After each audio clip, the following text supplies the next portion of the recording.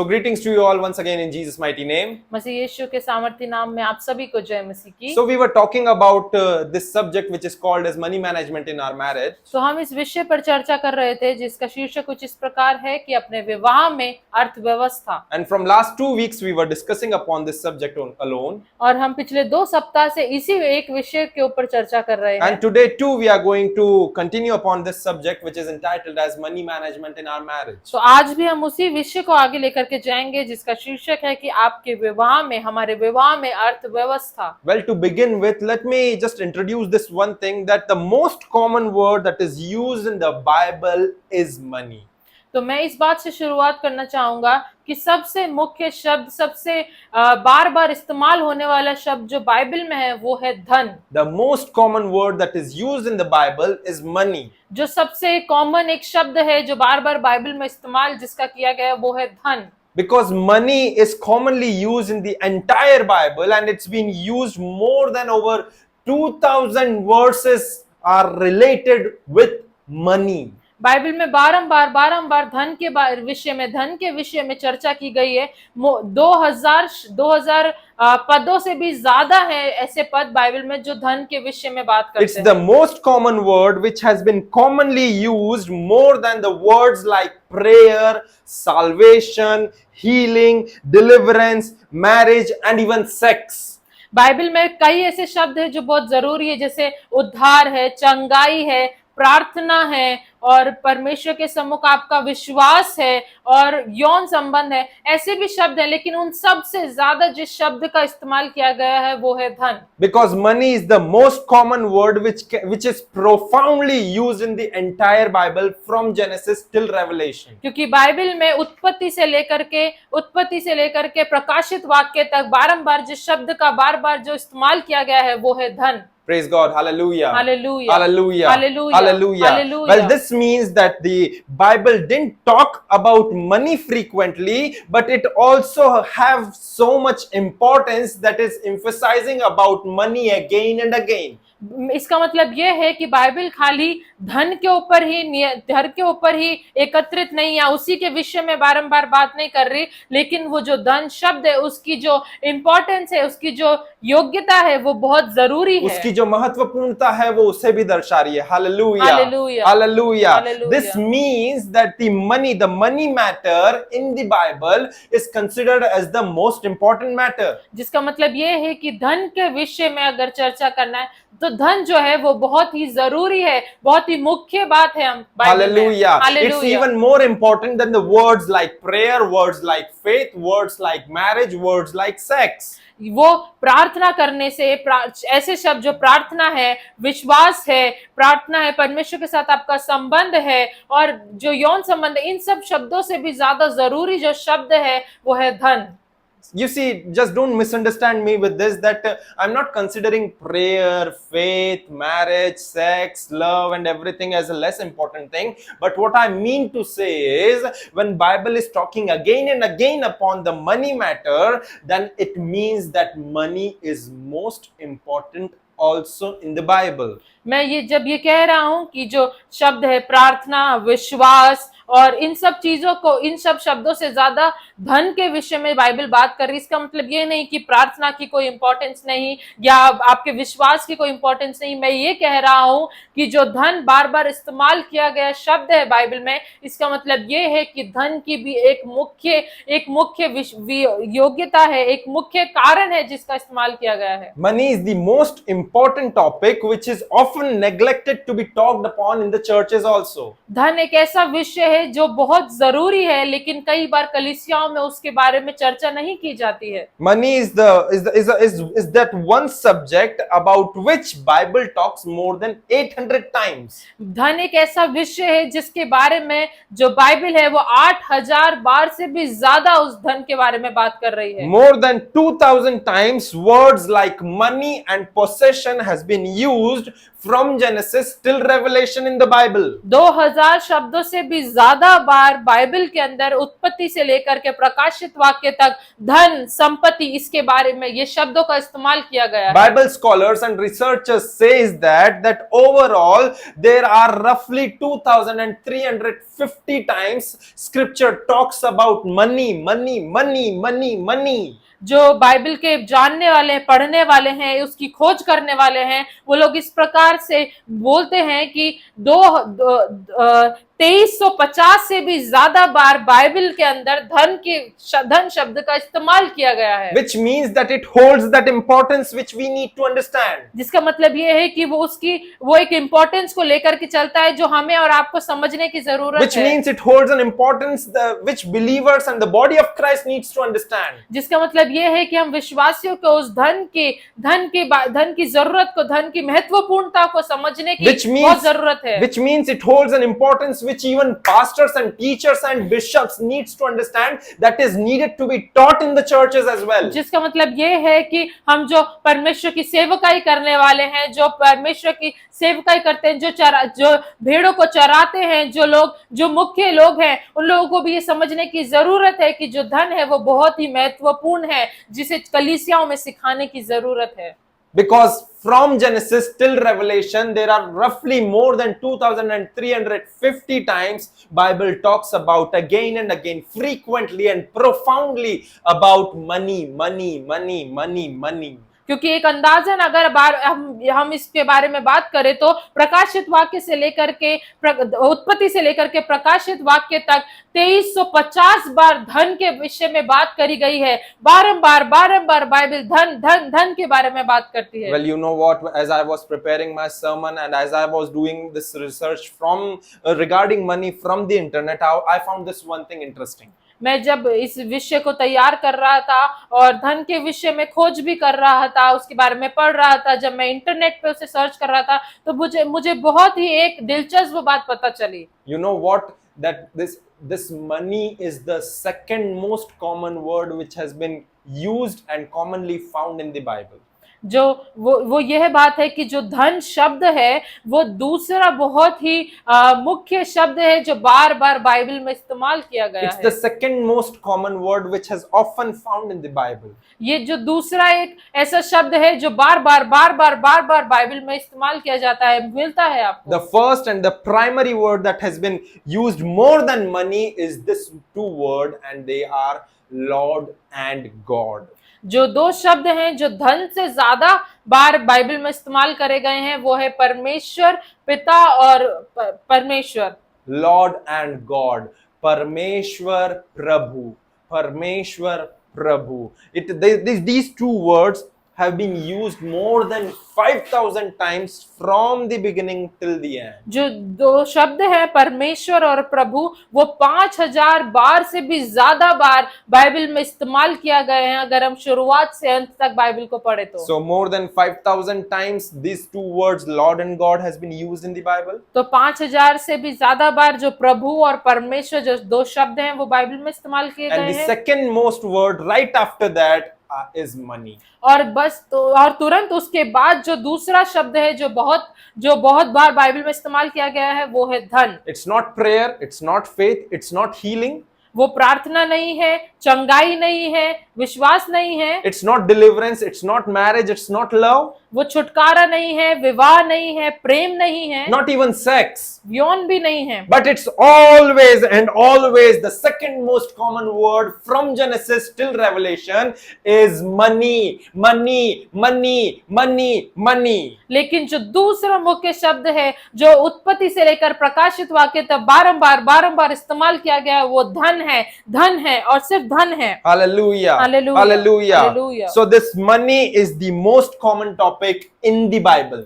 तो ये जो धन है वो बहुत ही मुख्य विषय है बाइबल के अंदर। And it's even most common topic in the married life also. और वैवाहिक संबंध में भी, एक विवाह के रिश्ते में भी जो बहुत ही मुख्य विषय है वो भी धन ही है। Right after love or before love, you can say the primary thing between a couple needs to be discussed upon is money. जो दंपति के बीच में जो विषय बारंबार जिस पर चर्चा होती है, वो हो सकता है प्रेम से भी पहले धन ही है। Hallelujah. Hallelujah. Hallelujah. If you have financial stability in your relationship of husband and wife, then there is peace in that relationship. अगर आपके वैवाहिक जीवन में अर्थव्यवस्था अच्छी है, जो धन है वो अच्छा है, तो आपके विवाह में बहुत ही शांति होगी। And if you don't have financial stability in your married life or in your relationship with your spouse, or you can say you are struggling with financial instability, then there will be no peace, but there will be a war. लेकिन अगर आपके विवाह में अर्थव्यवस्था में एक स्थिरता नहीं है, अगर आप स्थिर नहीं हैं आर्थिक रूप से, तो आपके दोनों आप दंपति के बीच में बारंबार जो चर्चा होगी वो शांति से नहीं होगी, वरन एक युद्ध समान होगा। Hallelujah. Hallelujah. I'm not telling it just by like a sermon's note. मैंने कुछ नोट्स बनाए उसके विषय में मैं बात नहीं कर रहा हूँ, But personally, I am saying it with an experience. लेकिन मैंने अपने जीवन में उस बात को अनुभव किया है। We have seen as a couple, we have seen that phase of financial instability also. हमने दंपति के रूप में भी अपने वैवाहिक जीवन में उस अर्थव्यवस्था में अस्थिरता को महसूस किया है, And we उससे have- होकर के गए हैं, And we have gone through from that war state also. और हम उस युद्ध की स्थिति में से भी होकर के गए But हैं। praise God that in the midst of that war, God was in control. लेकिन परमेश्वर का धन्यवाद हो कि उस युद्ध की स्थिति में भी परमेश्वर ने सब कुछ नियंत्रण He में was रखा। taking charge in both of us. परमेश्वर ने हम दोनों के ऊपर अपने नियंत्रण को रखा। Even though we were having disputes and we were having arguments related money, हमारा बारंबार धन को लेकर के बहुत ही मतभेद होता रहा, मनमुटाव होता रहा, since we were financially unstable or unstable, क्योंकि हम आर्थिक रूप से स्थिर नहीं थे and there was no peace in that relationship too. और हमारे उस रिश्ते में शांति भी नहीं थी। But I just want to say this thing that God was in control. लेकिन मैं इस बात को कहना चाहूंगा कि परमेश्वर ने सब कुछ नियंत्रण में रखा। We trust God. हम परमेश्वर पर विश्वास करते We हैं। just rest our case unto Him, हम हमारा पूरा जो विषय परमेश्वर के हाथ में सौंप देते हैं, and He turned the situation upside down. और परमेश्वर हमारी उस स्थिति को परमेश्वर उल्टा कर देता है। So बिल्कुल। just remember that what I want to say is that you are having financial stability, then your married life will also go smooth. तो मैं इस बात को कह रहा हूं, मैं ये बताना चाह रहा हूं कि अगर आपके वैवाहिक जीवन में आपकी आर्थिक स्थिति में स्थिरता है, तो आपका जो वैवाहिक जीवन है बहुत ही आराम से निकलेगा। But if you are not having a financial stability in your married life, then you will go through from rough roads that will end up with a war with your life partner. लेकिन अगर आपके वैवाहिक जीवन में, आपके विवाह में, आपकी आर्थिक स्थिति में स्थिरता नहीं है, तो आप हो सकता है आप बहुत ही कठिन रास्ते से होकर के जाएंगे, जो अंत तक आपको एक युद्ध की स्थिति में ले आएगा। So if you are having a financial stability, then your relationship with your spouse is at peace. तो अगर आपके आर्थिक व्यवस्था जो है वो उसमें स्थिरता है, तो आपके पार्टनर के साथ में, आपके साथी के साथ में एक शांति भरा जीवन होगा। But if you won't have financial stability, then your married life won't be in peace, but it will be at the verge of war. लेकिन अगर आपके वैवाहिक जीवन में, आपके विवाह में, अर्थव्यवस्था में, आर्थिक स्थिति में स्थिरता नहीं है, अगर आप आर्थिक रूप से स्थिर नहीं है, तो आपके वैवाहिक जीवन में अशांति होगी, जो एक युद्ध जैसे माहौल में आपको ले आई जाएगी। War which begins with an argument of money, जो वो युद्ध जो धन को लेकर के एक मतभेद से शुरू होता है, that further proceeds with stress in that relationship, जो आगे बढ़ करके आपके रिश्ते में आपको तनाव को लेकर के आता है, which further leads to bitterness with each other, जो आगे चल करके एक दूसरे के प्रति कड़वाहट को पैदा करता है, and at last it ends up with creating an individual or different mindset with their individual spouse. जो अंत तक एक ऐसे स्थान पर, एक ऐसी परिस्थिति में आपको ले आता है कि आप दोनों व्यक्तियों की जो विचारधारा है वो बिल्कुल अलग हो It जाती है। creates individuality in the oneness of marriage. जो विवाह में जो एकता है, उस एकता को तोड़ करके वो व्यक्तित्व को लेकर के आ जाता It है। creates different mindset concerning money in the marriage, आपके धन को लेकर के आपके विचारधारा अलग होने लग जाती which है, ultimately ends up with being a separation or in a broken family, or ultimately ends with a divorce. जो अंत तक आपको एक टूटी हुई परिस्थिति में लेकर के आ जाता है, या उस रिश्ते को तोड़ देता है, उस परिवार को तोड़ देता है, कई बार उसे एक तलाक तक के ऊपर लेकर के आ एक जाता है। अलगाव में से होकर के जाते हैं, एक परिवार के टूटने में से होकर के जाते हैं, और अंततः आपका वह तलाक हो जाता है। You see, this is what happens, which actually begins with money. हम देखते हैं कि ये तब होता है, ये सारी चीजें धन से शुरू हो जाती है, It begins with money. ये धन के साथ शुरू होती है। That's why I believe that Apostle Paul has instructed in one of his letter unto Timothy, his spiritual son, in the book of 1 Timothy chapter 6 verse 10, that the love of money is the root of all evil.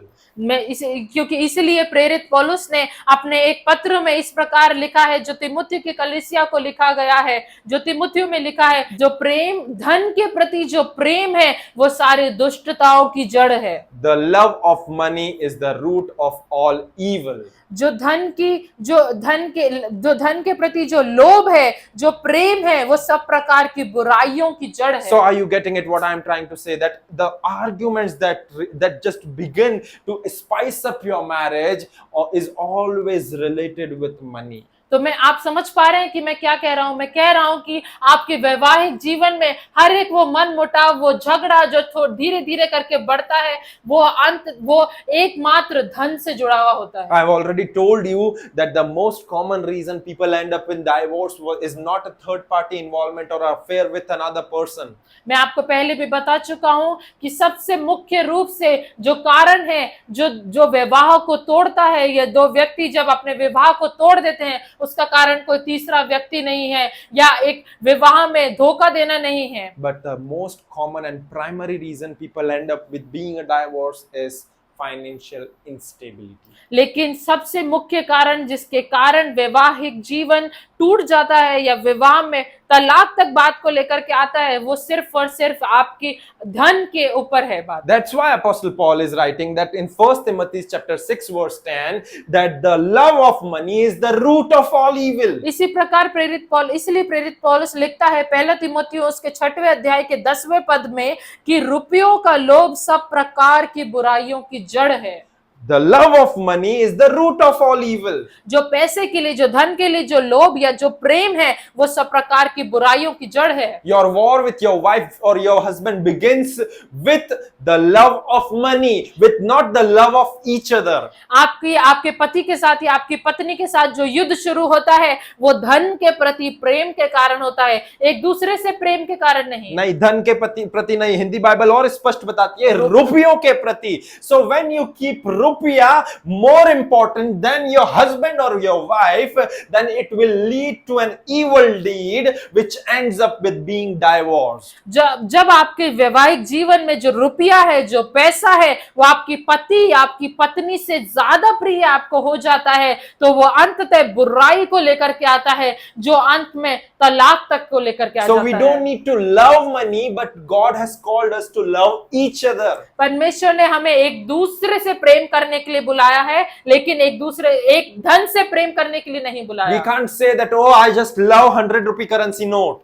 हम ऐसे नहीं कह सकते कि अरे ये 100 रुपए का नोट है, मैं इससे बहुत प्यार करता हूं। No. God has called us to show that love of Christ and to the people and to just behave with each other with the same love with which He had loved us. नहीं, परमेश्वर ने हमें एक दूसरे से, व्यक्तित्व से प्रेम, एक व्यक्ति से प्रेम करने के लिए बुलाया है। उस प्रेम को हम मनुष्य जाति के बीच में बांटने के लिए बुलाया है, लेकिन धन से प्रेम करने के लिए नहीं। So you see that if you have that love of money, then you will just end up with just creating a war in that life. अगर हम देखते हैं कि अगर आपके पास आपके जीवन में धन के प्रति प्रेम है, तो आप अपने जीवन में एक युद्ध को लेकर के आ जाएंगे। यदि आपके अंदर रुपये के प्रति प्रेम है, यदि आप रुपये से प्रेम करते हैं, because that is what roughly Hindi Bible says कि यदि आपके पास में रुपये के लिए प्रेम है, तो फिर आप क्या करेंगे? आप एक जंग की तैयारी करने लग जाएंगे, वो जंग जहां पर क्लेश और उपद्रव है। Hallelujah, hallelujah. So if you keep money as the first priority in your life, then you will not enjoy the oneness of marriage. अगर आप धन को अपने वैवाहिक जीवन में प्राथमिकता देंगे, या पहली प्राथमिकता आप धन को देंगे, तो आप अपने वैवाहिक जीवन में आनंदित नहीं हो सकते। Let me repeat it again, that if you will have money as the first priority in your life, then you won't be able to enjoy the oneness and the beauty of that marriage. मैं इस बात को दोहराना चाहूंगा, अगर आपके जीवन में धन आपकी पहली प्राथमिकता है, है, आपके जीवन में, आपके रिश्ते में धन आपकी पहली प्राथमिकता है, तो आप उस एकता के रिश्ते को आनंद से नहीं रह पाएंगे। If you are just having this sole purpose in your mind that earning money is the ultimate motive of my life after being married, then you will end up being frustrated for yourself, but and won't be able to enjoy that married life. अगर आपके जीवन का एकमात्र उद्देश्य विवाह होने के बाद में सिर्फ ये रह जाएगा कि मुझे धन कमाना है, धन धन धन मेरे लिए है, धन मुझे कमाना है, तो आप अपने वैवाहिक जीवन में अंततः एक फ्रस्ट्रेशन को, एक तनाव में से होकर के जाएंगे और आप अपने उस खूबसूरत संबंध को, उस खूबसूरत रिश्ते को आनंदित तौर से एंजॉय नहीं कर पाएंगे। You won't enjoy anything in that relationship. Either it is with your spouse or either it is with your God. आप कोई से भी रिश्ते को आनंद से नहीं महसूस कर पाएंगे, भले ही वो आपके पति या पत्नी के साथ हो या आपका और आपके परमेश्वर का रिश्ता हो। If earning money is your first priority, then you are taking your life towards the wrong track. अगर धन कमाना आपके जीवन की पहली प्राथमिकता है, तो आप अपने जीवन को गलत मार्ग की ओर लेके जा रहे But हैं। if you have correct order set apart in your heart and installed in your heart that for me, God is first, then my family is next, then the money, then you are taking your life at the right track. लेकिन अगर आपके जीवन में, आपके मन, विचार, कल्पनाओं में अगर आप एक सही ऑर्डर में चल रहे हैं कि परमेश्वर सबसे पहली प्राथमिकता है, फिर मेरा परिवार है और उसके बाद में धन है, तो आप अपने जीवन में सही मार्ग पर चल रहे हैं। Hallelujah. Hallelujah. Hallelujah. Hallelujah. Hallelujah. Hallelujah. So you see that you need to understand this thing and you need to just be communicable with your partner upon these things too. तो मैं कह रहा हूं कि आपको समझने की जरूरत है और इस विषय को लेकर के आपके पति, आपकी पत्नी के साथ में बातचीत करने की जरूरत You है। need to talk to each other regarding your financial issues. आपको अपने आर्थिक स्थिति में जो भी परेशानियां आ रही है, जो भी दिक्कत आ रही है, उसके बारे में एक दूसरे से बात करने की In जरूरत fact, you need to talk upon all kind of subjects in your marriage. वरन आपको आपके विवाह में हर एक उस विषय को जो आपके विवाह में तनाव को लेकर के आ रहा है, उस पर बात करने की जरूरत है। Few days back, I was watching this one clip in YouTube, and there was this one certain show in which this couple who were celebrating their 82nd marriage anniversary, the host of that show asked them that what is the secret of your long-lasting marriage? तो मैं पिछले दिनों YouTube पे कुछ एक clip को देख रहा था। उसमें एक जोड़ा दंपति होता है जो अपने 82 इयर्स की जो शादी की सालगिरह को मना रहा होता है। तो जो होस्ट होता है, जो व्यक्ति लीड कर रहा होता है, वो उनसे पूछता है कि आपके वैवाहिक जीवन का इसकी सफलता का क्या कारण है? What's the actual key of your marriage to being lost that much longer? आपके वैवाहिक जीवन की सफलता का इतने सालों तक उसे बने रहने की क्या कुंजी है? And the wife replied that the key for our successful marriage and our long-lasting marriage is better communication. तो जो पत्नी है वो इस बात का जवाब देते हुए कहती है कि हमारे वैवाहिक जीवन की सफलता की जो कुंजी है वो ये है कि हमारा अच्छा बातचीत करना, एक दूसरे के साथ में एक अच्छा बात करना, A better communication. एक बहुत अच्छा बात करना। A better communication is the primary key for a long-lasting and a successful married life. एक अच्छी बातचीत, एक अच्छा वो बातचीत का रिश्ता विवाह में आपके विवाह की सफलता की एक कुंजी बन सकता A है। better communication, एक अच्छा वार्तालाप अपने पति पत्नी के साथ में आप बनाएं तो उसके द्वारा आपकी वैवाहिक जीवन जो है वो सफलता की ओर जाएगा। और and when you do so, then you will be able to avoid all those arguments that can bring misunderstanding in your marriage. अगर आप एक अच्छे वार्तालाप को, एक अच्छी बातचीत को अपने वैवाहिक जीवन में बनाए रखते हैं, तो आप हर एक उस विषय को जो आपके विवाह में फूट को लेकर के आ सकता है, आप उसे हटा सकते हैं, उसे खत्म कर सकते हैं। So talk openly upon certain subjects that are needed to be discussed in a married life. तो खुले तौर पे और एकदम खुले तौर पर आप अपने वैवाहिक जीवन में उस विषय को लेकर के बातचीत करें जो आपके विवाह में जिस विषय पर बातचीत होनी जरूरी है। Just be open and just pour out your heart with your life partner. आप एक खुले दिल से अपने साथी के साथ में, अपने पति या अपनी पत्नी के साथ में अपने हृदय को उंडेल दें। God has joined you as one in that covenant, and that partner will needs to be understand and will gonna be understand that thing which you are expressing out unto him or her. परमेश्वर ने आपको एक रिश्ते में, एक संबंध में, एक विवाह के जब बंधन में जोड़ा है, तो अब आपके जो साथ में आपका जो पार्टनर है, पति या पत्नी है, उसे उस बात को समझना ही पड़ेगा जो आप अपने हृदय को खोल करके उंडेल रहे हैं। You need to discuss discuss your financial issues. You need to discuss certain things like how to raise up your child. You need to discuss that where to invest in the future days. You need to discuss what's your future planning. आपको हर एक उस विषय पर बात करने की जरूरत है, वार्तालाप करने की जरूरत है। आपको ये बात करने की जरूरत है कि हम हमारी आर्थिक स्थिति को स्थिरता में कैसे लेकर के आए, हम हमारे बच्चों को किस प्रकार से, किस तरीके से बड़ा करें, हम आगे चल करके भविष्य में किस बात पर इन्वेस्ट करें या अपने पैसे को कहां पर लगाएं। आपको हर एक उन विषय पर बात करने की जरूरत है। Even you need to discuss that how to clear out this due bills also.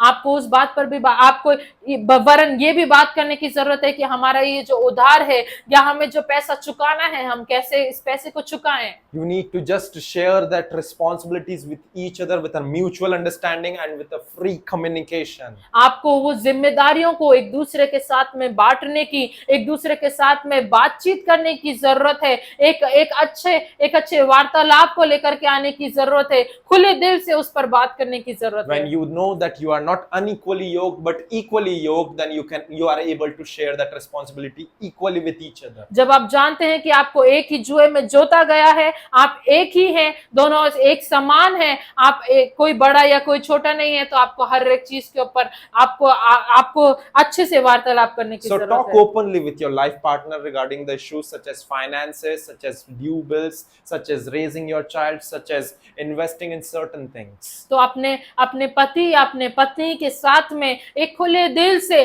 आप एक अच्छे वार्तालाप को लेकर के आए। आप उनसे बातचीत करें कि हमें हमारे उधार को कैसे चुकाना है, हमें इस पैसे को कहां पर लगाना है, हमें भविष्य में क्या करना है, अपने बच्चों के लिए कैसे उन्हें बड़ा करना है। आपको हर एक उस विषय पर बातचीत करने की And जरूरत have है। a better communication with your partner, because when you have a better communication, then it will become a key to understand your life partner, to understand the thought process and the mindset of your life partner. And not only this, but along with this, you are able to survive in that marriage for a longer period of time. अगर आप एक अच्छे वार्तालाप को अपने वैवाहिक जीवन में लेकर के आते हैं तो वो आपकी मदद करेगा कि आप अपने साथी के, आप उसके विचारधारा को समझ पाएंगे, आप एक दूसरे के विचारों को समझ पाएंगे, एक दूसरे के हृदय को समझ पाएंगे, और इसके कारण आपके वैवाहिक जीवन की जो स्थिरता है वो बढ़ेगी, उसका जो सक्सेस है वो बढ़ेगा, उसका जो वो समय है आप उसको बहुत दूर तक लेकर के जा पाएंगे। Hallelujah. Hallelujah. Hallelujah. I suggest you just go one step further beyond that. Not only talk about certain things with your life partner, but just go one step deeper and just begin to sit in prayer with that issue also. मैं ये कहना चाहूंगा कि सिर्फ बातचीत ही ना करें। अगर कोई ऐसा विषय है, उस विषय के बारे में अपने साथी के साथ में बातचीत ही ना करें, वरन उस विषय को लेकर के एक मन होकर के एक साथ मिल करके उसके लिए प्रार्थना भी करें। Just go deeper, not only discuss certain things, but go deeper and just sit in prayer with one mindset. सिर्फ ऊपर ही से एक उसके बारे में चर्चा ना करें, लेकिन गहराई में उतर करके, गहराई में जा करके उसके बारे में मिल करके आप अपने साथी के साथ में, अपने पार्टनर के साथ में प्रार्थना में Having बैठें। struggle in raising your child, अगर आपको अपने बच्चे को बड़ा करने में, उनकी परवरिश करने में दिक्कत आ रही है, just speaking and having proper communication with your life partner, अपने जीवन साथी के साथ में एक अच्छे वार्तालाप को लेकर के आए, उनसे अच्छे तरीके से उस विषय के ऊपर बात करें। don't just settle down over there only, सिर्फ वहीं पर रुक ना जाएं, but go deeper लेकिन और गहराई में जाएं, and just sit in prayer with your life partner. और अपने जीवन साथी के साथ में उस विषय को लेकर के प्रार्थना Come in में an उतर आएं। agreement that Lord, we just want to pray for our child who is just having this such and such issue. We just bring and we just intercede for him or her, that you take complete control over him or her life. अपने जीवन साथी के साथ में उस पर बात करें, गहराई में उतरे, प्रार्थना में आए, एक मन हो जाएं, एक चित्त हो जाएं और एक मन हो करके प्रार्थना करें कि परमेश्वर, हमारा बच्चा ये जब अपने जीवन में इन समस्याओं से होकर के जा रहा है, हम नहीं समझ पा रहे, परमेश्वर आप हम मध्यस्थता करते हैं, आप उस पर नियंत्रण लें और अपने कार्य को करें। Just sit in a prayer.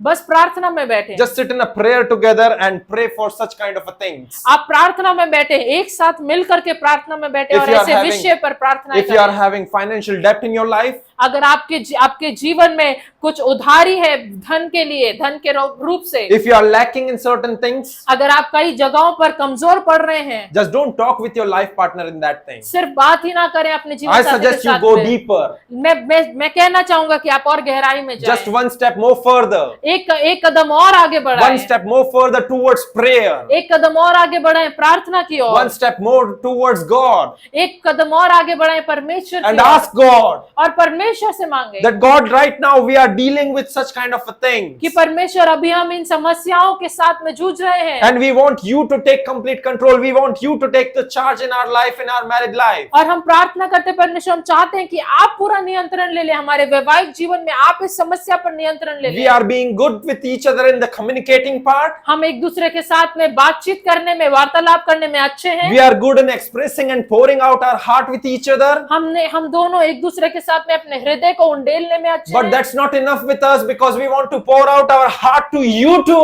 लेकिन also. वही काफी नहीं है हमारे लिए, लेकिन हम हमारे हृदय को आपके सामने भी उंडेलना So चाहते we हैं। want to pray upon this certain things. तो हम इन विषयों को ऊपर प्रार्थना We करना want चाहते to हैं। pray for this financial debt or financial lacks from which we are going through this season. हम इस धन की उधारी जो हमें चुकानी है, और हम जो धन के रूप में जो हम समस्याओं से होकर के जा रहे हैं, हम उसके ऊपर भी आपकी प्रार्थना को चाहते And हैं। trust me, when you do so, then you will see the situations getting turned upside down. और मेरा विश्वास करें कि जब आप ऐसा करेंगे तो आप अपने जीवन में उन परिस्थितियों को पलटते हुए देखेंगे। So just sit in prayer with your partner. तो अपने जीवन साथी के साथ में, अपने पार्टनर के साथ में Build प्रार्थना a में better बैठें। understanding with each other in that prayer. एक अच्छे रिश्ते को, एक अच्छे प्रार्थना के रिश्ते को, एक अच्छे वार्तालाप के रिश्ते को बनाएं। With each other in that prayer by centralizing God to be in your midst. एक दूसरे के साथ में प्रार्थना में, एक दूसरे के साथ में कुछ रिश्ते को बनाएं कि परमेश्वर उसमें बीच में रहे। Grow spiritually with each other in the presence of the Lord. एक दूसरे के साथ में परमेश्वर की उपस्थिति में आत्मिक रूप से बढ़े,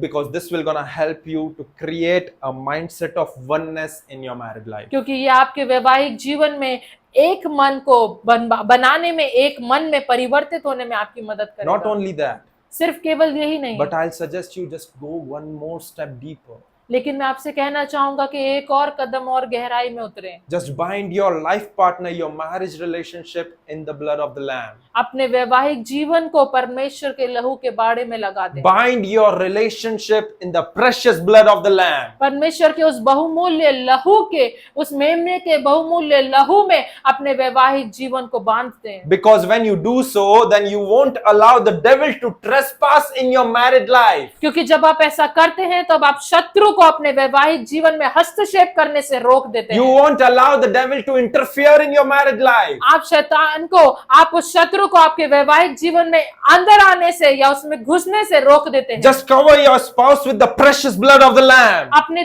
जीवन साथी को, अपने पति या अपने पत्नी को परमेश्वर के बहुमूल्य, उस मेमने के बहुमूल्य लहू में ढांप दें। As they start their routine life and leave for their job, just cover them in the precious blood of the जब वो Lamb. अपने कार्य के लिए घर से सुबह निकलते हैं, आप उन्हें मेमने के लहू में ढांप दे। And I tell you this one thing, मैं आपको एक बात कहना that चाहूंगा when you do so, कि जब आप ऐसा करते हैं, when you do so, जब आप ऐसा करेंगे, when you do so, जब आप ऐसा करेंगे, when you just plead the precious blood of the Lamb over your life partner when they leave for their job, जब वो आपके जीवन साथी, जब आपके अपने कार्य के लिए निकलते हैं और आप अपने मेमने के उस बहुमूल्य लहू को उन पर छिड़केंगे, when you do so, then there won't be any third party that can come in your married life. तो आप जब भी ऐसा करेंगे तब कोई भी तीसरा व्यक्ति या तीसरा व्यक्तित्व आपके वैवाहिक जीवन में नहीं आ पाएगा। Not even a single trick of the enemy shall prosper in that marriage just because you plead the blood of the Lamb over your partner. एक कोई छोटी सी भी चाल शत्रु की आपके वैवाहिक जीवन में कार्य नहीं कर पाएंगी, क्योंकि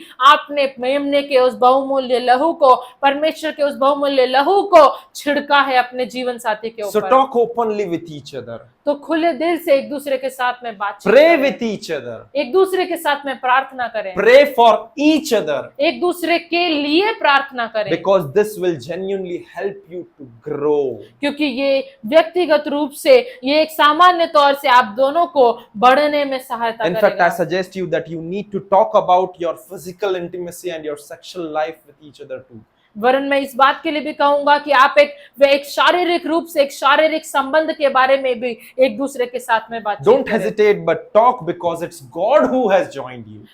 आप हिचकिचाए नहीं, वरन बात करें क्योंकि वो परमेश्वर है जिसने आपको जोड़ा It's है। God who has joined you in that oneness of that marriage covenant. वो परमेश्वर है जिसने आपको उस एकता के संबंध में, उस व्यवस्था में, एकता में जोड़ा है। So when He has joined you to be physically as one, जब परमेश्वर ने आपको शारीरिक रूप से एक किया है, spiritually as one, mentally as one, financially as one, आत्मिक रूप से जोड़ा है, व्यक्तिगत रूप से अपने मन विचारों में जोड़ा है, आपके अर्थव्यवस्था में आपको जोड़ा है, so you need to be communicably as one too. तो आपको अपनी बातचीत में भी एक होने की जरूरत It's a है। good thing to do so. ये एक अच्छी बात है करने के There लिए। is nothing awkward about it इसमें कोई भी हिचकिचाहट नहीं है, because there is privacy and secureness because you are ultimately sharing it with your life partner alone. क्योंकि इसमें एक सुरक्षा है, इसमें एक सुरक्षा है क्योंकि आप अंत अपने अपने जीवन साथी के साथ में ही उन बातों को So बांट talk रहे about हैं। your physical intimacy and sexual life. I suggest you openly just talk about it.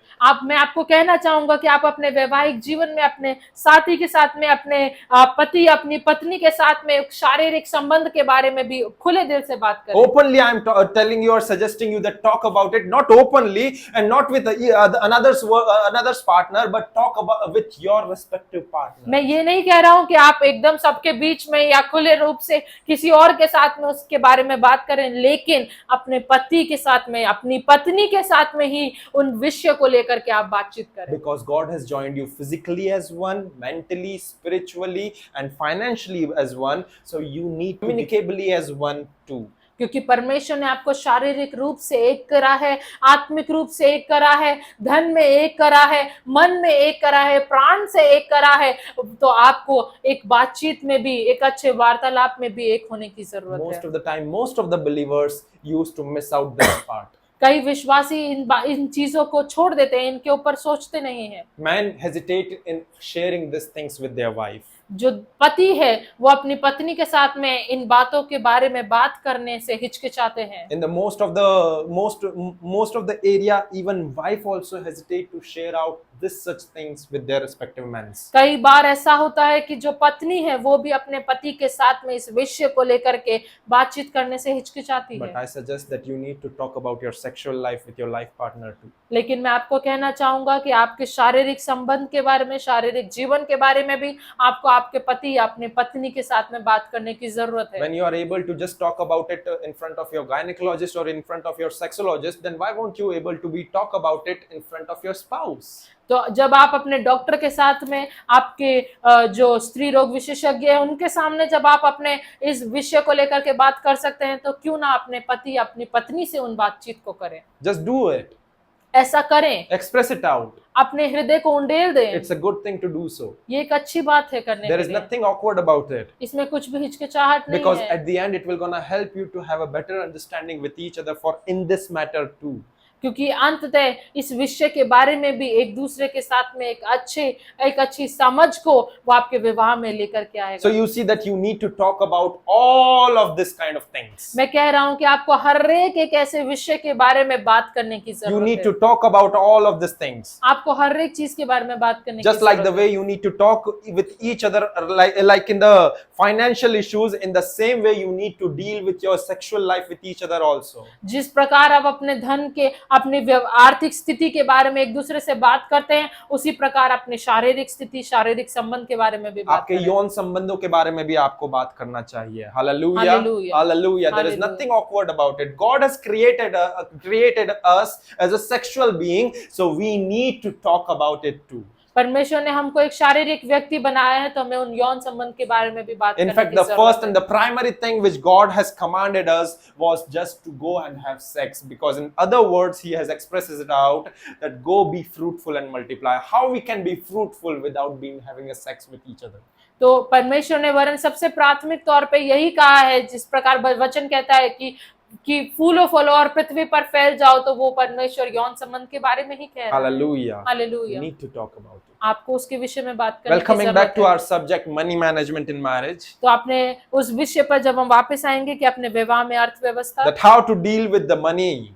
हम धन के बारे में अपने वैवाहिक जीवन में कैसे How बातचीत to करें? deal with the money this month, or how to deal with this sets of bill which are just due for this month. हम अपने उन बिलों के बारे में कैसे बात करें कि जो इस महीने के अंत तक मुझे जो बिल चुकाने हैं, आप उसके बारे में कैसे बात करें? Just talk with your life partner that how we can handle all these things. अपने जीवन साथी के साथ में उसके बारे में बात करें कि हम कैसे इन बिलों को चुकाएं, या हम कैसे कैसे करके इस धन की जो धन है उसको कैसे हम अस्थिरता में लेकर के Just आएं। have a couple discussion with each other. एक दंपति के रूप में उस विषय के बारे में बात करें। It will help you to build trust with each other that, oh, my husband is taking my advice, oh, my wife is just trusting me to just have this discussion with me.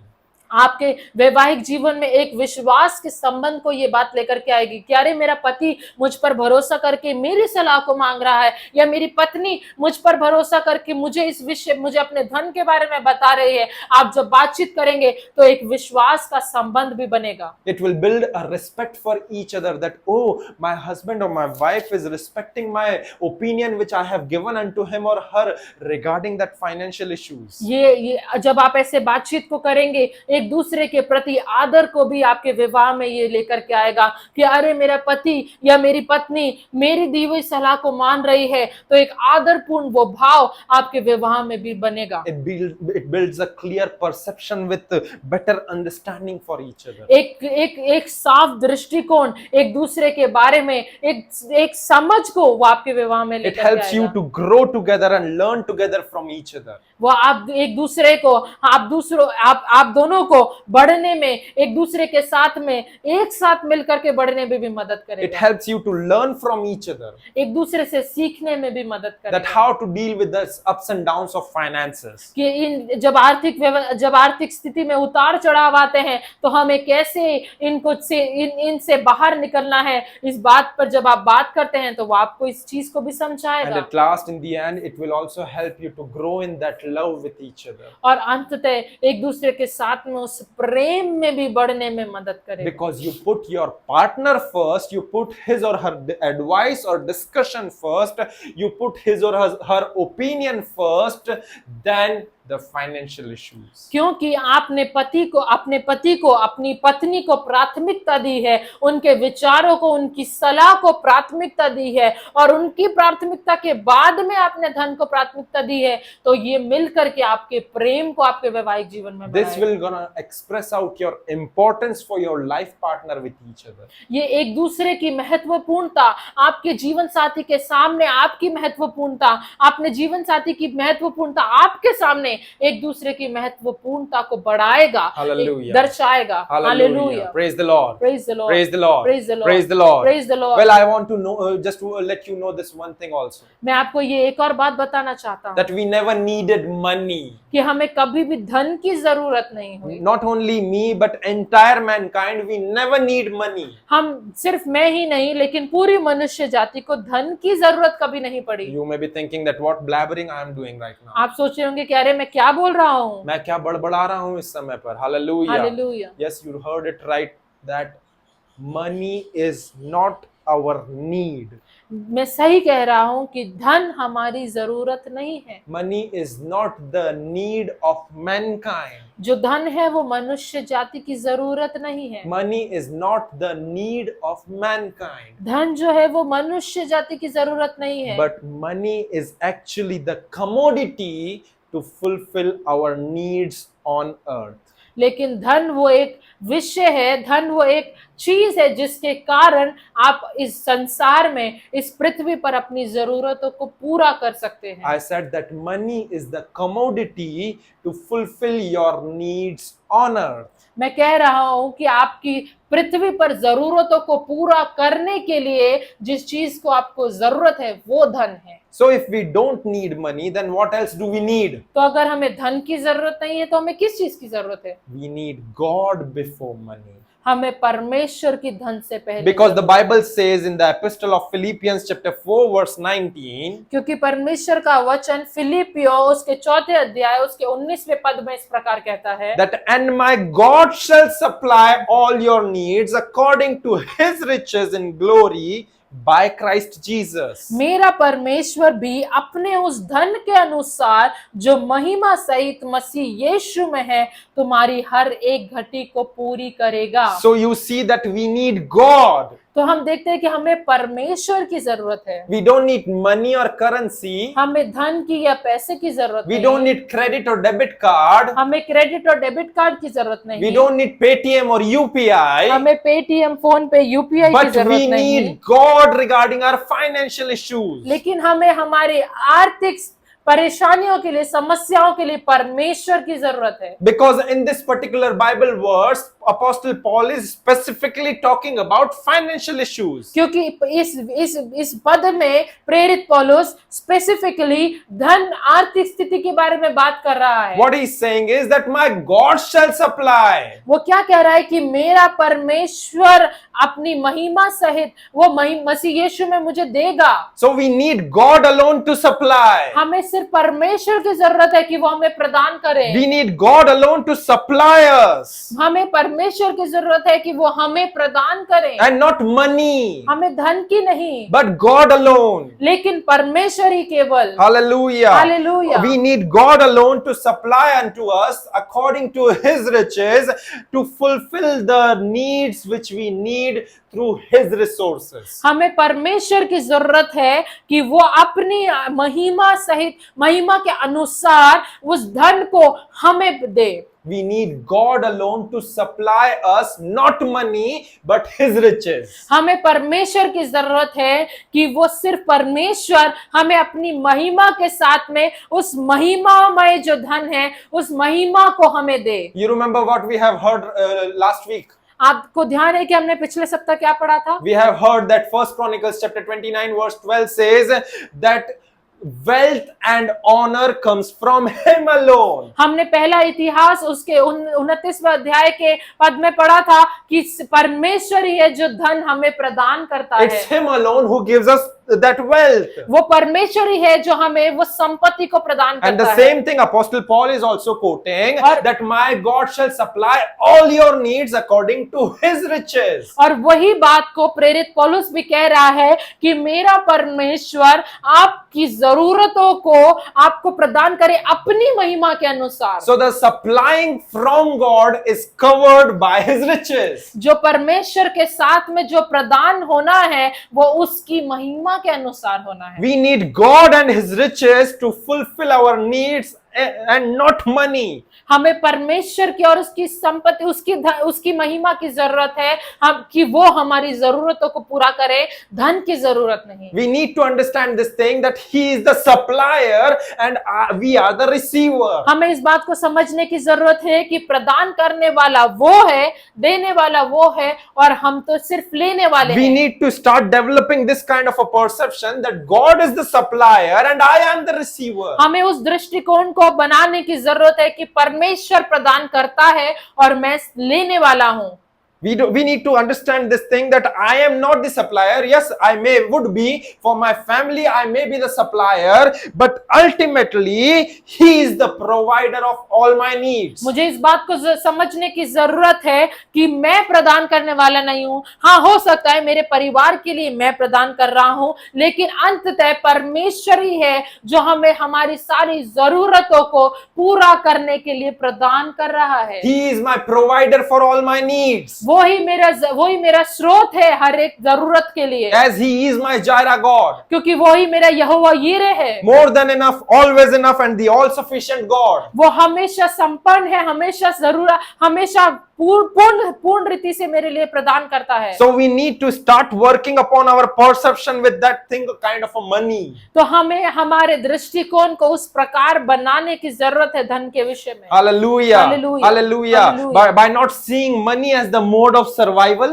लेकिन धन को हमें हमारी जिंदगी को जीने के लिए वो धन को हमें देखने की जरूरत नहीं। by not seeing money as the mode of our survival, but by realizing that it's just a commodity to fulfill our needs on this earth. हमें ये देखने की जरूरत नहीं कि धन के कारण हम इस संसार में जीवित रहेंगे, लेकिन हमें इस बात को समझने की जरूरत है कि धन तो सिर्फ एक जरिया है मेरी जरूरतों को पूरा करने के लिए। You see that you have to understand that for us the believers, money is not everything, but God is everything. हमें ये बात को समझने की जरूरत है कि हम विश्वासियों के लिए धन ही सब कुछ नहीं है, लेकिन परमेश्वर सब कुछ है। Let me repeat it again that for us, the believers, for us, the body of Christ, money is not everything, but God is everything. मैं इस बात को दोहराना चाहूंगा कि हमारे लिए जो परमेश्वर की देह है, जो परमेश्वर की कलीसिया है, उसकी देह है, उसके लिए धन सब कुछ नहीं है, वरन परमेश्वर ही सब कुछ है। And so our survival is also not dependent upon money,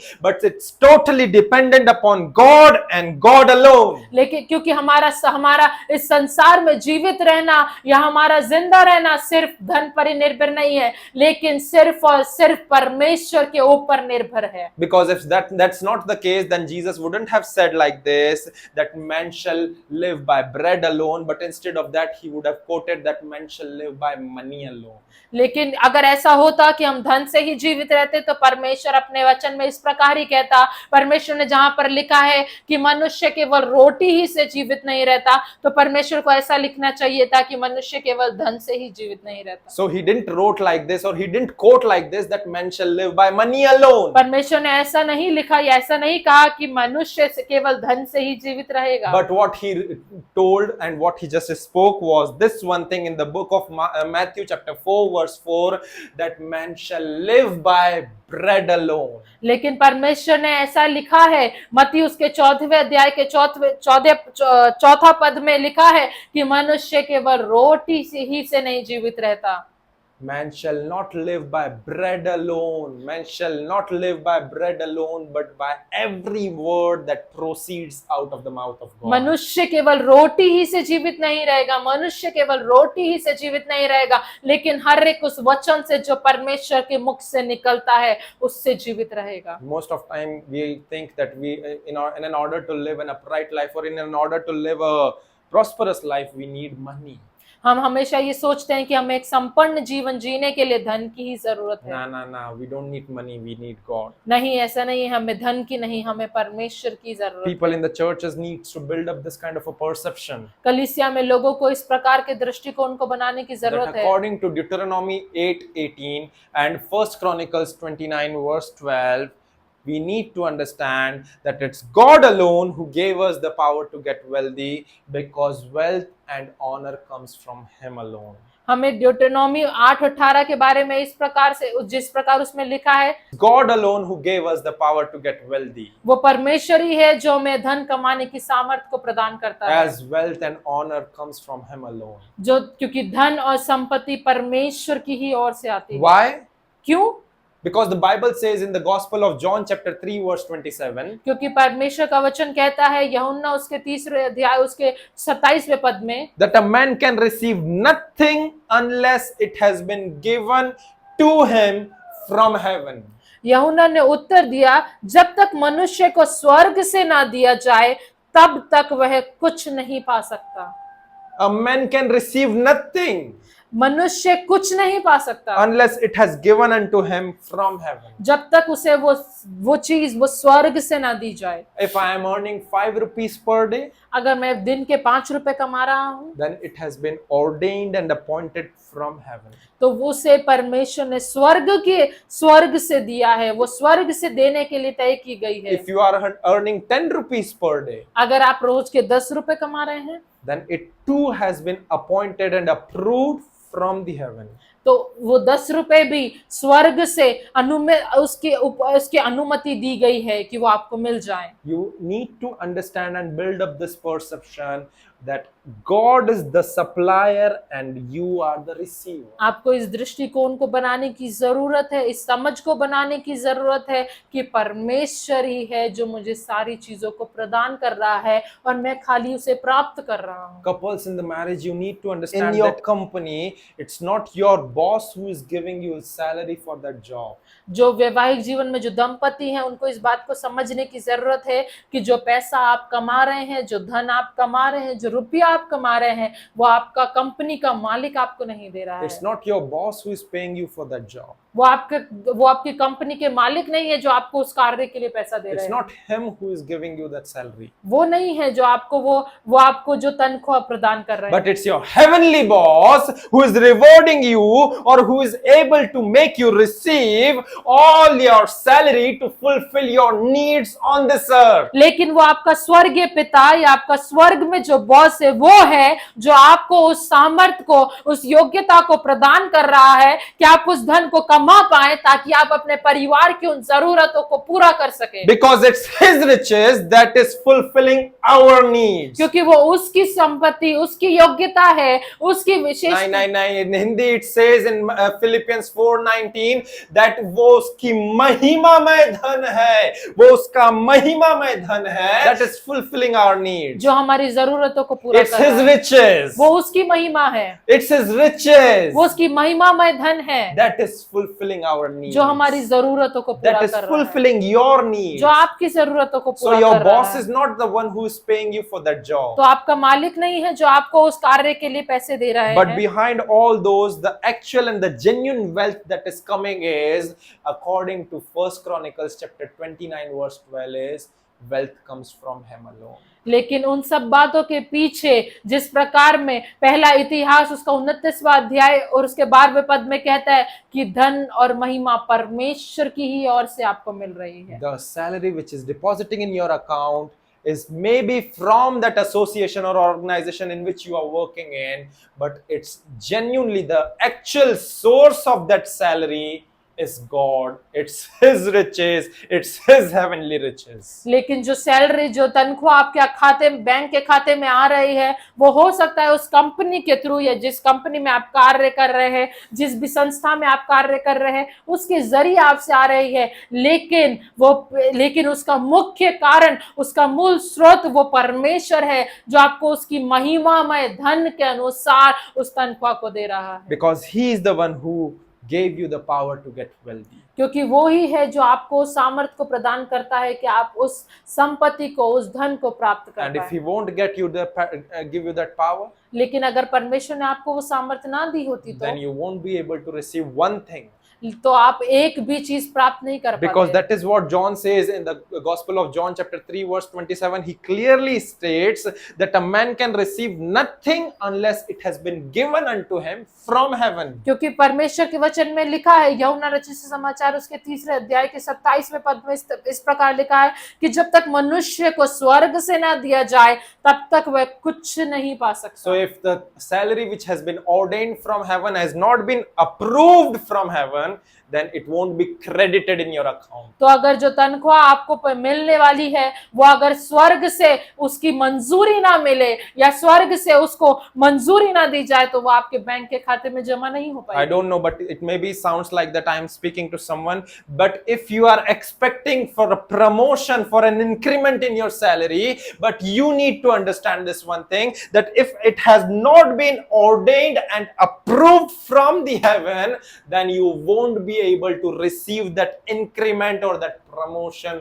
right now. अगर आप अपने कार्य क्षेत्र में एक बढ़ोतरी की अपेक्षा कर रहे हैं या आपकी जो तनख्वाह है उसमें बढ़ोतरी की अपेक्षा कर रहे हैं, तो अगर वो बढ़ोतरी स्वर्ग से आपको उसकी मंजूरी ना दी गई हो या स्वर्ग से वो बढ़ोतरी परमेश्वर की ओर से नहीं हो तो वो आपको नहीं मिल पाएगी। I'm not demotivating you right now, मैं आपको निराश नहीं कर रहा but I हूँ, just want to just suggest you that wait for the right time. लेकिन मैं आपको ये कह रहा हूँ, आपको ये सलाह दे रहा हूँ कि सही समय का इंतजार Wait करें, upon the Lord for the right time. परमेश्वर के सही समय का इंतजार करें, Because in due times, He, the God, will gonna fulfill your needs and will gonna prosper you with that increment and that promotion. क्योंकि आने वाले समय में परमेश्वर के निश्चित किए हुए समय में परमेश्वर आपको वो बढ़ोतरी को देने जा रहा है, वो धन के रूप में, वो आपके कार्य क्षेत्र में उस बढ़ोतरी को देने जा रहा When the है। time will be right, the Lord will gonna make it happen. लेकिन जब समय पूरा होगा, जब सही समय आएगा, परमेश्वर उस कार्य को आपके जीवन So में couples in the करेगा। marriage covenant, you and I, we need to understand that we don't need money to run our family, but we need God to run our family. तो जो वैवाहिक जीवन में दंपति उन्हें इस बात को समझने की, आपको और मुझे इस बात को समझने की जरूरत है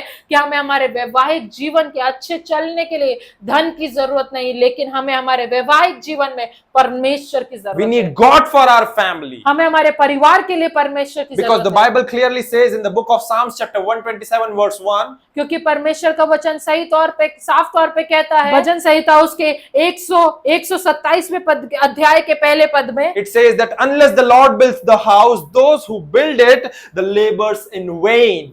क्योंकि यदि घर को यहोवा ना बनाए तो उसके बनाने वाले का परिश्रम व्यर्थ ही होगा। So if God is not in the center of our family or in our home, क्यों अगर परमेश्वर आपके परिवार में एक नहीं है या आपके परिवार का मुख्य नहीं है, यदि परमेश्वर आपके परिवार में केंद्रित नहीं है, so you won't have anything. तो आपके पास कुछ भी नहीं You होगा। won't have anything. आपके पास कुछ भी नहीं Everything होगा। that you have built will be in vain. आपने जो कुछ भी बनाया है वो सब व्यर्थ ही है। So we need God more than anything. तो हमें परमेश्वर की जरूरत है हर एक चीज से ज्यादा। We need God more than anything. हमें सबसे जरूरी परमेश्वर है। Because if we have God, then we have everything in this world. क्योंकि अगर हमारे पास परमेश्वर है तो इस संसार में हमारे पास हर एक But चीज if है। we don't have God, then we won't have anything in this world. तो क्योंकि अगर हमारे पास परमेश्वर नहीं होगा तो हमारे पास संसार में कुछ भी नहीं होगा। Hallelujah. Hallelujah. In fact, this is what Jesus told in the Gospel of John chapter 14 verse 14.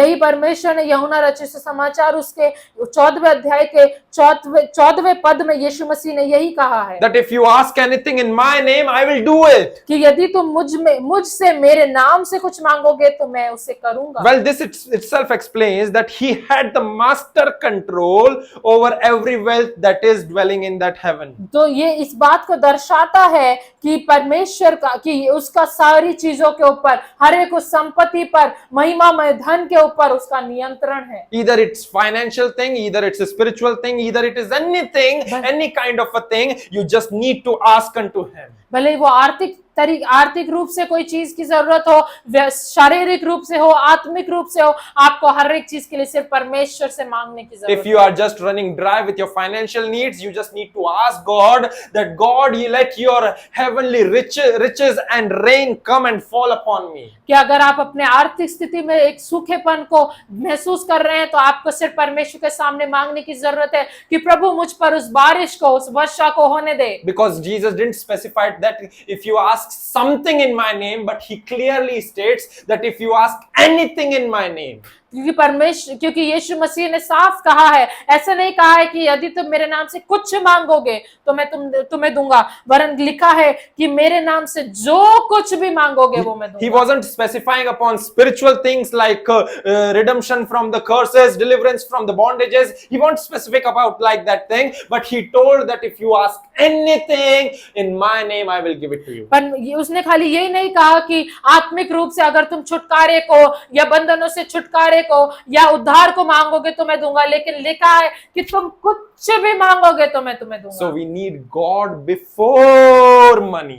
तो हमें धन से पहले परमेश्वर की जरूरत I है। said we need God before money, not after money. मैं कह रहा हूं कि परमेश्वर की हमें जरूरत धन से पहले है, धन के बाद नहीं। Because that's how God has ordained the things to be functioned in this world. क्योंकि परमेश्वर ने इसी रूप से संसार में इन चीजों को कार्य करने के लिए That's रखा how God has set apart the things to function and run in this world. इस संसार में इसी रूप से इसी ऑर्डर में परमेश्वर ने चीजों को रखा है कि वो कार्य इसी करे। क्रम अनुसार परमेश्वर ने चीजों को निर्धारित कर रखा है. In the Gospel of Matthew chapter 6 verse 33 it says like this. परमेश्वर का वचन मत्ती रचित सुसमाचार उसके 6वें अध्याय के 33वें पद में इस प्रकार कहता It है, says that seek first the kingdom of God and his righteousness and all these things shall be added unto you. वो इस प्रकार कहता है कि पहले तुम परमेश्वर के राज्य और उसके धर्म की खोज करो तो ये सब वस्तुएं भी तुम्हें मिल जाएंगी। So we need to begin by seeking him first. तो हमें पहले परमेश्वर की खोज करने की We जरूरत need है। to begin by seeking him first and putting him at that first place. हमें जो शुरुआत करनी है वो परमेश्वर की खोज करने से करनी है। And then the promise will gonna manifest in our life that the blessing of addition will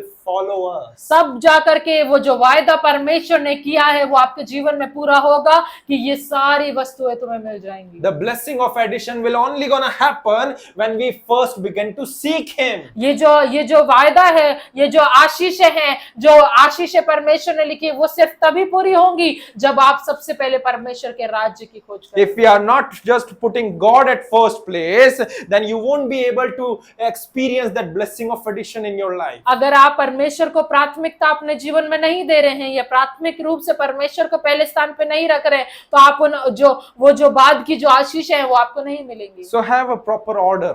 तो एक सही क्रम अनुसार जिए। First God, पहला परमेश्वर, then your life partner, उसके बाद आपका जीवन साथी, then your family, उसके बाद आपका परिवार, then money.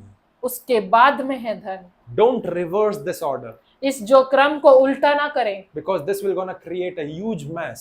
क्योंकि इसके कारण एक बड़ा समस्या आपके जीवन में खड़ी हो जाएगी। Huge mess which you won't be able to solve it. ऐसी समस्या जिससे आप बाहर नहीं निकल पाए। Hallelujah. Hallelujah. But if you have the correct order set apart in your heart, अगर आपके हृदय में एक सही क्रम निर्धारित किया if you गया, are not loving to earn the money, but you are loving each other, अगर आप प्रेम से धन को कमाने के लिए प्रेम नहीं कर रहे हैं वरन एक दूसरे से प्रेम कर रहे हैं, तो then you will experience heaven in that marriage. तो आप अपने वैवाहिक जीवन में स्वर्ग का अनुभव करेंगे। But if you are loving money more than anything, लेकिन अगर आप धन को सबसे ज्यादा प्राथमिकता दे रहे हैं, then your marriage will be a hell.